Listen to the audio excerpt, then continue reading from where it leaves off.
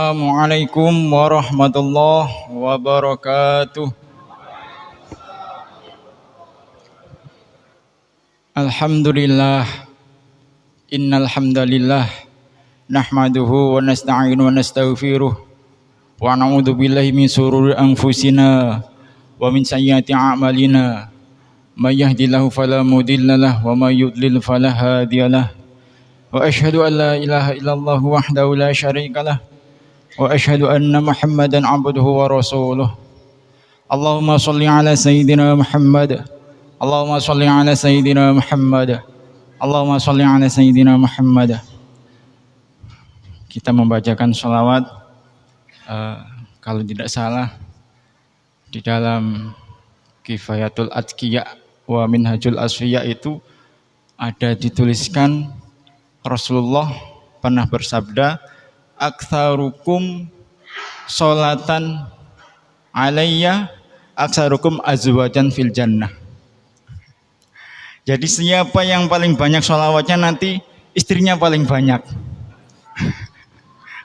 Maka hati-hati ibu-ibu kalau bapaknya banyak baca sholawat berarti minta tambah. Fil jannah di dalam surga. Nggih, di dalam surga ibu-ibu, enggak jadi di dalam, bukan, belum waktunya. Fil jannah di dalam surga.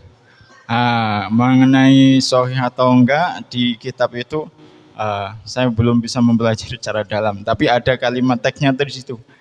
Ya, jadi kalau ingin istrinya banyak, baca sholawat yang banyak. Alhamdulillah, kita memuji syukur pada Allah Subhanahu wa taala sampai detik ini kita masih diberikan berbagai macam kenikmatan. Kita dapat bergerak, dapat berjalan sampai ke sini. Itu adalah nikmat dari Allah Subhanahu wa taala, kita tidak bisa memungkiri. Maka untuk itu kita wajib bersyukur kepada Allah Subhanahu wa taala, setidaknya dengan kaul kita, dengan ucapan kita membaca alhamdulillahirabbil alamin. Salawat dan salamnya Allah semoga tetap tercurahkan kepada junjungan kita, kekasih kita, baginda kita, suri tauladan kita, yaitu Nabi Muhammad SAW.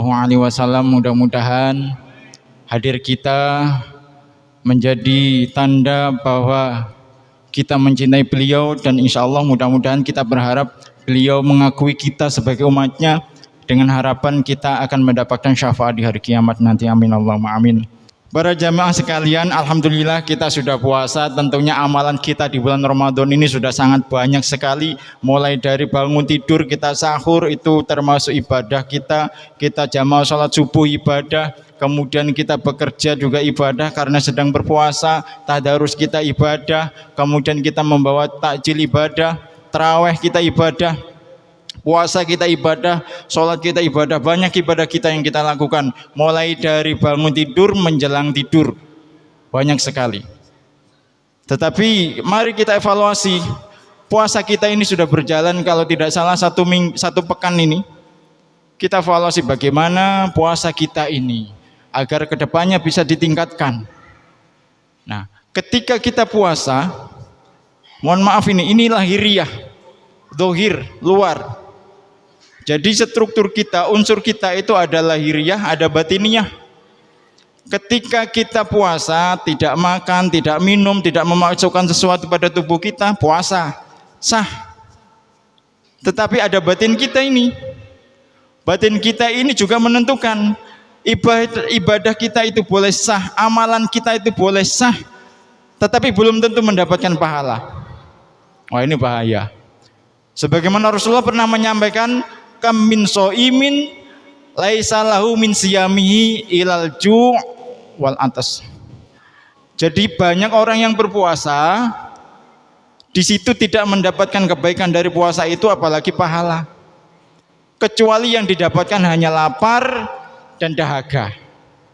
Sangat rugi nih. Kita sudah, ya puasa kita ya sudah sah, kita sudah enggak kemasukan apa-apa tubuh kita, tetapi ada sesuatu yang merusak pahala kita ini. Apa itu yang merusak? Tentunya dari dohir juga ada. Rasulullah pernah menyampaikan, idza sumta falyasum sam'aka wa basaraka wa lisanaka 'anil kadhibi wal mahtham. Jika engkau itu puasa, puasa juga pendengaranmu, penglihatanmu, lisanmu itu juga puasa. Mulutnya tidak kemasukan makanan, tetapi gibah sama orang. ngomongin kejelekan orang, nah ini nggak puasa. Kemudian ngerumpin dengerin orang telinganya, ini nggak puasa. Dari lisan nggak puasa, mata juga, wah ini yang bahaya, ini kaum kita laki-laki. Nah ini banyak yang nggak puasa. Ya ketika di jalan, ketemu barang bagus, nggak dilihat ini. Pesan Rasulullah kepada Sayyidina Ali, ya Ali, la tutsbi'in nadorotan nadoroh. Wahai Ali, jangan ikuti pandanganmu yang pertama tadi, pandangan kedua. Fa innama lakal ula walaisat lakal akhirah. Jadi pandangan pertama ini untukmu ya rezeki. Yang kedua bukan lagi. Artinya ketika kita memandang sesuatu, kita puasa, memandang sesuatu di jalan ketemu barang bagus, ketika kita nggak berkedip sekali, belum berkedip, itu rezeki kita. Tetapi kalau sudah berkedip kok dilanjutkan, maka itu sudah hukumnya maksiat itu.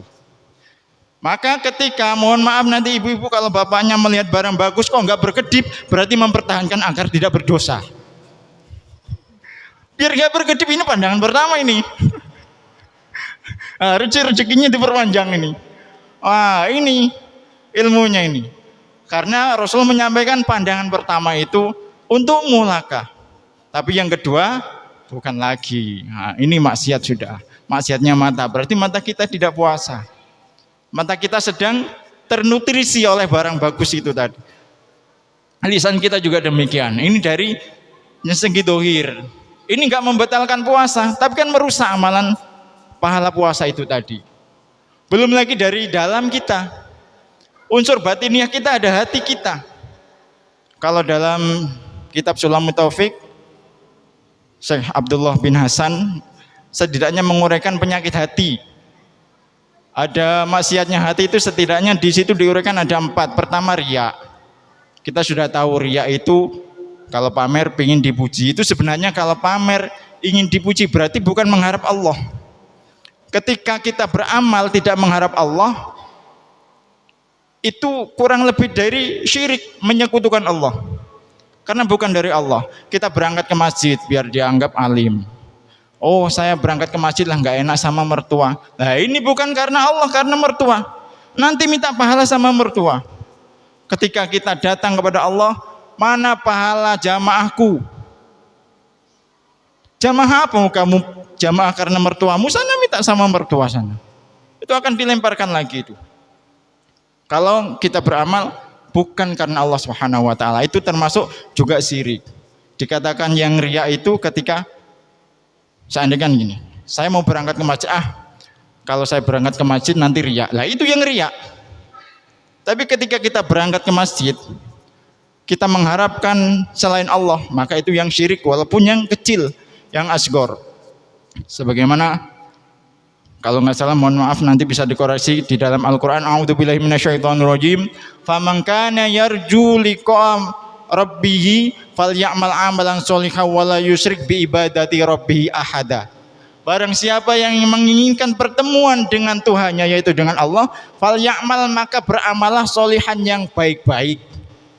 Fala yusyrik bi ibadati rabbih ahada. Maka jangan menyekutukan apa ibadah kita ini dengan selain Allah, dengan apapun itu.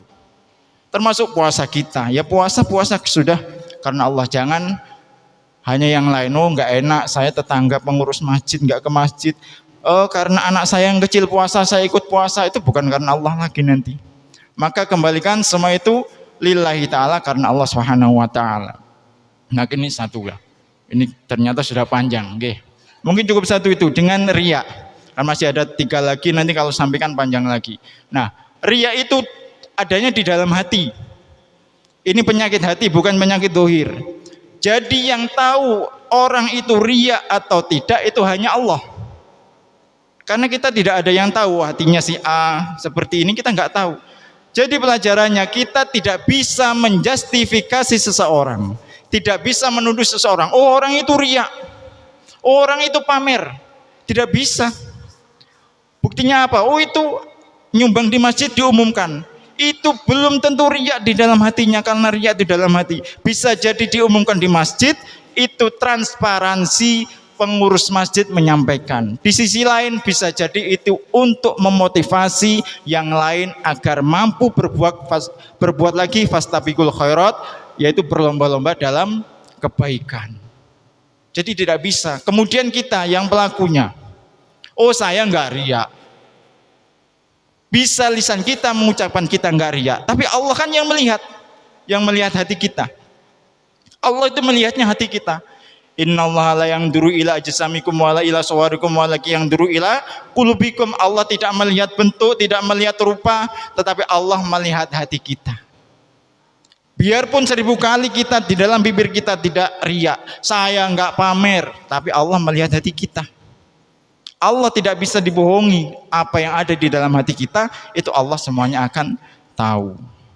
Mungkin endingnya yang ingin kami sampaikan, mari kita jaga amalan kita ini yang sudah banyak itu, supaya amalan kita ini benar-benar bernilai ibadah di hadapan Allah Subhanahu wa taala. Pahala itu kita pasrahkan kepada Allah Subhanahu wa taala. Dengan harapan seperti itu, kita akan berjumpa dengan Allah seperti halnya yang sudah disampaikan di dalam Al-Qur'an.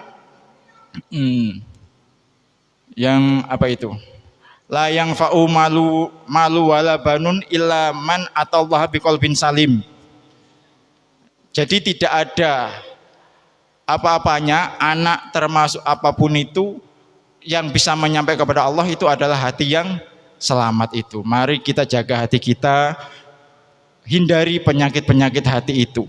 Hindari apabila dipuji ya silahkan, dihina ya silahkan, tetapi ingat kita hanya mencari penilaian dari Allah Subhanahu wa taala. Mungkin itu yang bisa kami sampaikan. Atas segala khilaf dan kurang mohon dimaafkan. Kami akhiri wabillahi taufik wal hidayah wal afu minkum. Wassalamualaikum warahmatullahi wabarakatuh.